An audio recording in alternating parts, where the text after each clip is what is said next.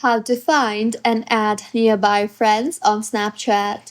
Hello everyone, I am Bishaka and welcome to our channel. Now let's get right into the tutorial. Firstly, launch the settings application on your device and now scroll down to the bottom and tap on the apps option you see there. Further, scroll down again and navigate to Snapchat and tap on it. Here, go ahead and navigate to location option you see there and tap on it and make sure it is set to while using the app or always in order to be able to use location services in your Snapchat.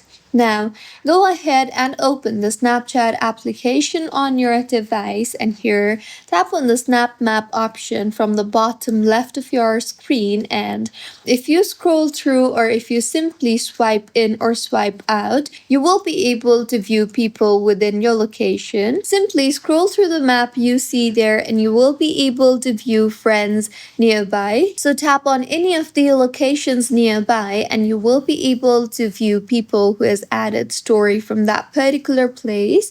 Simply tap on the circle-like icon to view stories added by people from that particular location. So tap on their username on the bottom of your screen and you will then see the option for add.